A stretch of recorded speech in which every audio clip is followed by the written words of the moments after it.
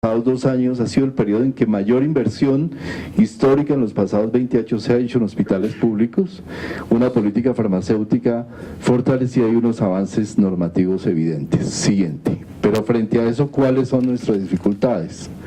Un sistema enfocado más a la enfermedad que a la salud, donde la unidad de transacción es la enfermedad y la unidad de transacción no son las ganancias en salud, con una alta carga de enfermedad, con algunas inequidades regionales y poblacionales, con fragmentación y desintegración en la atención, poca resolutividad en los niveles primarios, falla de mercado, falla regulatoria y desafíos evidentes de sostenibilidad financiera, que todo esto finalmente deriva en una gran desconfianza e insatisfacción de la población frente a los servicios que recibe, porque es absolutamente paradójico que con ese gran esfuerzo y esa gran inversión que hace el país, con esa posibilidad de tener un acceso universal a los servicios de salud, la población todavía se encuentra insatisfecha.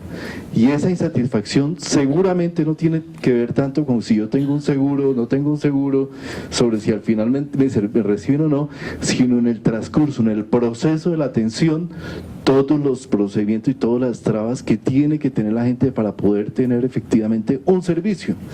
Y un problema que es central, y es que finalmente determinamos un sistema donde el esquema de aseguramiento plantea una garantía que evidentemente es muy importante, pero que finalmente quien gestiona la salud es el propio paciente. El propio paciente es el que termina finalmente luchando contra el sistema para lograr tener cada uno de los exámenes, de los procedimientos y de los servicios que requiere para poder tener la atención completa. Esto es el elemento central de lo que tenemos que cambiar en este sistema de salud. ¿Cómo hacemos que la agencia, esa función de agencia que debe tener un sistema, la cumpla el sistema y no esté solamente en manos de lo que pueda hacer el pobre paciente en su momento de mayor vulnerabilidad y el momento que realmente tiene que afrontar su situación de enfermedad? Ese es el gran reto que todos nosotros tenemos, todos los que estamos acá como integrantes de este sistema de salud. ¿Cómo transformamos esa realidad de la cotidianidad y le damos a esa cotidianidad una respuesta realmente sistémica? Siguiente. La oportunidad está, lo creemos en el Ministerio de Salud, en la Ley Estatutaria de la Salud. La Ley Estatutaria de la Salud es el marco final del derecho y la oportunidad para poder realmente posicionar el sistema como planteaba el ministro. Siguiente. Y posicionar la ley estatutaria requiere de alguna manera generar un balance entre un sistema general de seguridad social basado en un esquema de aseguramiento social que, como hemos visto, ha tenido ganancias muy importantes, pero que está fundamentalmente orientado hacia la atención de las contingencias, hacia tener contingencias desde el aseguramiento y desde el hospitalario hacia ver al paciente únicamente como eventos de atención, que ese es otro tema absolutamente relevante en el hospitalario, donde cada hospital termina siendo, como decía un poco ayer, un castillo donde me llega el paciente, yo lo atiendo y lo saco, sin una visión sistémica de red y de integración entre todo ese esquema de atención hospitalaria. Frente a ese modelo de contingencia, la ley estatutaria nos plantea este nuevo paradigma que se llama atención integral. Y la ley estatutaria es absolutamente precisa en su formulación.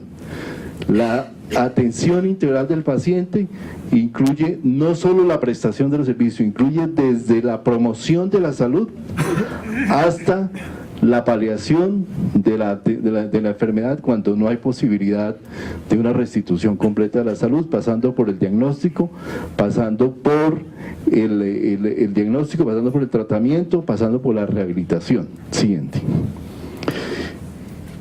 El artículo 65, que plantea fundamentalmente que debe definirse una política de salud que recibirá a la población residente, y como decía el ministro, esto no son elementos desconectados, sino es absolutamente intencionado desde la Rectoría del Ministerio de Salud. Frente a los planteamientos y principios de la ley estatutaria, la respuesta, digamos, normativa, ordinaria, operativa que se debe hacer, está enmarcada en ese artículo 65, sí, del plan de desarrollo. Siguiente. ¿Cuáles son los contenidos de esta política de atención. En primer lugar, la construcción de un marco estratégico que, en honor a la verdad, prácticamente es una recopilación de desarrollos que ya venían desde diferentes leyes anteriores, en los cuales se había ya hecho un desarrollo, se ha planteado, por ejemplo, la atención primaria como un elemento fundamental, y eso lo recogemos en un marco estratégico. Y segundo, un instrumento operativo, que es lo que llamamos modelo integral de atención en salud, o MIAS, que es la forma en la que le decimos al sistema cómo es que debe operar el sistema de salud y cómo deben operar los diferentes agentes que lo componen. Siguiente. Esta gráfica es la gráfica que resume la política y el modelo. Y básicamente lo que busca intencionadamente es, de acuerdo al planteamiento de la ley estatutaria, detrás de todo, reconocer que detrás de todas las situaciones de salud están los determinantes sociales de la salud. Ese es un marco que viene desde el Plan Decenal de Salud Pública, recoge la ley estatutaria, y la ley estatutaria dice la mayoría de las acciones relacionadas con los determinantes de la salud no tienen que ver con el sistema de salud en cuanto que el sistema de salud tenga que resolverlos, pero sí debe el sistema de salud de alguna manera puntualizarlos y darle a los diferentes sectores de diferentes sectores sociales e institucionales de gobierno las indicaciones de los problemas que de esos determinantes hay que resolver. Lo que queda dentro del sistema es la búsqueda de esa integración entre estos tres elementos: entidad territorial, EPS y IPS e IPS en red. Agentes que no necesariamente tienen mecanismos de coaligarse al interior del sistema. Llevamos muchos años en los cuales el sistema de aseguramiento no tiene un entronque territorial, particularmente en el régimen contributivo. Y eso también hay que empezar a modularlo y darle la opción al aseguramiento y al ente territorial que tengan la capacidad de planear sobre las necesidades de la población, como referiré más adelante.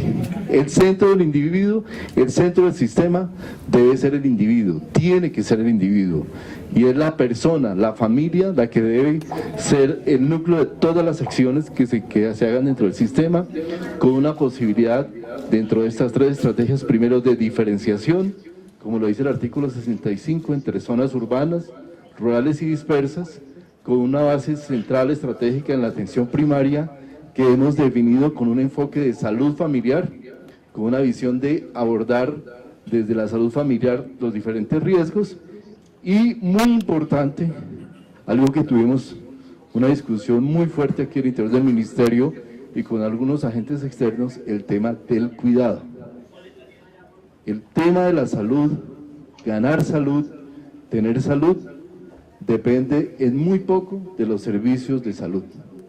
Depende mucho más del cuidado que se tenga de las personas y el autocuidado que todos hagamos de nuestro propio cuerpo y de nuestra propia salud física y mental. Llevamos 20 años, más de 20 años diciéndole a la gente que la salud reside en unas instituciones que me dan la salud, que son extrínsecas a las personas. Y ese ha sido un error sustancial que tenemos que empezar a modificar, para empezar a decirle a la gente, en la medida que usted se cuide, en la medida que usted tenga actividad física, en la medida que usted afronte los retos, que genere resiliencia, que haga embodiment de sus problemas de salud y que tengan la capacidad de cuidar de su familia, de su comunidad, y en esa misma medida usted tiene salud, y eso es lo más importante para tener salud. No es necesariamente tener atenciones y prestaciones de servicios de salud. Y esto aplica no solo para la entidad, sino para los propios servicios de salud. Los servicios de salud tienen que empezar a orientarse alrededor del cuidado como elemento central y estratégico para poder generar esa atención. Entonces, dentro de ese modelo, el elemento que enlaza por lo menos a los tres agentes centrales del modelo es la gestión integral del riesgo en salud, que no es solamente la gestión individual de las personas, sino que incluye, como dice el Plan Decenal de Salud Pública, todos los riesgos colectivos que afectan a las personas y los riesgos también del individuo. Necesitamos enlazar esas dos acciones que no se conversan, las que hace la entidad territorial a través del PIC y las que hacemos a través del POS por parte de las EPS y el resto del sistema. Siguiente. ¿Cuáles son los beneficios que esperamos de la política? acceso e integralidad, mayor resolutividad en el primer nivel, que CAUS con una posibilidad de adscripción a un equipo de atención primaria con énfasis en medicina familiar. Necesitamos que cada paciente, cada usuario en Colombia tenga una institución reconocible en la cual sabe que puede obtener salud y tenga un equipo profesional, un médico familiar o un médico con vocación de médico familiar que tenga la capacidad de empezar a resolver sus problemas. Una red garantizada de servicios de alta complejidad, una red estable que le dé la capacidad de conocer que se pueden resolver sus problemas, llegar, lo cual tiene unas implicaciones evidentemente desde el punto de vista económico, pero también de arreglo, los mecanismos de pago, a una autorización integral para la atención dentro de un grupo de nivel de riesgo o enfermedad. Nosotros necesitamos llegar a un esquema en el cual el usuario entre a la IPS y dentro de la IPS y dentro de la red tenga garantizada la totalidad de los servicios sin tener que estar el usuario gestionando cada uno de los procesos. Integración de acciones colectivas con individuales. Para los departamentos y municipios, una mayor rectoría para el sistema, para el asegurador, condiciones uniformes y racionales de competencia en el territorio, y para el prestador, una posibilidad de tener estabilidad en las condiciones de prestación, reducción de los trámites administrativos, modulación de la demanda y mayor conocimiento de su población objetivo. Pero adicionalmente hay unas ganancias que creemos que deben estar también para los profesionales de la salud. Lo hablábamos un poco ayer en un programa de radio. El ejercicio de la medicina general en Colombia y de la enfermería general es un ejercicio muy difícil. Es un ejercicio muy poco gratificante desde el punto de vista de lo que uno como médico da respuesta frente a su paciente. Tenemos que darle a nuestros recursos humanos la posibilidad y la potencialidad de sentirse realmente satisfechos con lo que logran sus pacientes y no que sean simplemente unos remitidores de pacientes, como en muchos casos tiene que ver ese ejercicio. Siguiente. El modelo finalmente está planteado a partir de lo que llamamos rutas de atención. En este momento tenemos definidas un conjunto de 16 rutas de atención, más una ruta general de promoción y mantenimiento que busca ganancia en salud. Estas rutas van a estar disponibles probablemente las primeras 7 y las más grandes, más importantes en las próximas 2 semanas, y a partir de esas rutas que integran desde la promoción hasta la paliación, se reconfigura la totalidad de los demás instrumentos del sistema, con un objetivo final de ganar confianza ciudadana y equidad social en el acceso, que son los objetivos centrales que nos plantea la ley estatutaria. Siguiente. Los 10 componentes del MIAS, voy a pasar por cada uno muy rápidamente. Siguiente. Primero, una caracterización poblacional. El sistema debe estructurarse desde lo territorial, y para poder realmente implantar el modelo de atención es elemento central que haya la voluntad de los gobernantes locales, de los secretarios de salud municipales, departamentales, para poder plantear a partir de los análisis de situación de salud que ya están disponibles para todos los municipios de salud y de la caracterización de la población afiliada a los aseguradores y del plan territorial de salud, realmente plantear cuáles son las prioridades del sistema de salud en cada territorio y definir cuáles son los tipos de intervenciones que se debe privilegiar. Siguiente. La regulación de rutas integrales de atención, que es la forma en que el ministerio dice cómo quiero que se atienda a la población, cuál es la continuidad de la atención, cuál es esa integralidad de la cual yo la abro y cómo se debe plantear. Siguiente. Siguiente, por favor.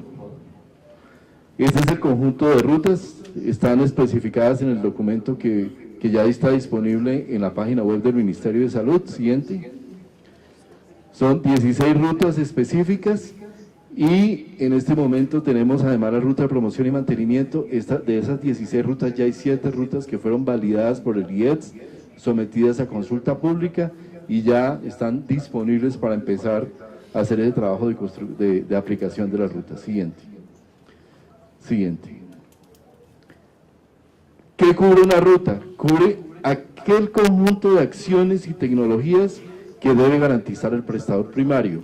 Eso es para resolver el capítulo remito. Entonces le tenemos que decir, y esto tiene que llevarse a lo contractual incluso, ¿qué es lo que debe cubrir un prestador primario? Y cuando hablo de un prestador primario no solamente hablo de la institución del centro de salud de primer nivel que está ubicado en el territorio, sino de lo que debe ser todo el componente primario de la red de atención. Nosotros tenemos un sistema que se ha venido municipalizando, donde la municipalización ha tenido grandes beneficios, pero también grandes dificultades, porque se municipaliza bajo la visión de que ese 60% que se da de, digamos, de contratación forzada para lo público, no tiene una correspondencia con un conjunto de servicios y de beneficios que debe proveer ese 60% o lo que se capite. El modelo de capitación necesariamente tiene que tener una responsabilidad y una integración en lo que se debe dar al paciente. Los pacientes con hipertensión arterial, diabetes, que deben ser tratados mayoritariamente en los primeros niveles de atención, deben tener un conjunto de beneficios que les debe garantizar ese prestador primario, y eso es un elemento regulatorio central. Prestador complementario, que es todo lo que tiene que ver con la atención hospitalaria, básicamente de alta complejidad, las acciones que deben hacer las aseguradoras y también lo que le compete a la entidad territorial, de manera que la ruta comprende integralmente todas las acciones que deben darse dentro de esa visión integralidad planteada en la ley estatutaria y lo que debe esperar cualquier usuario o paciente a lo largo del sistema. Siguiente. La implementación de la gestión del riesgo en salud, que parte de la gestión colectiva de la entidad territorial, de la gestión que debe hacer centralmente en lo individual de riesgo el asegurador o quien tenga a cargo la población, de lo que tiene que hacer el afiliado con el autocuidado y los componentes de prestador primario y prestador complementario en la respuesta al sistema.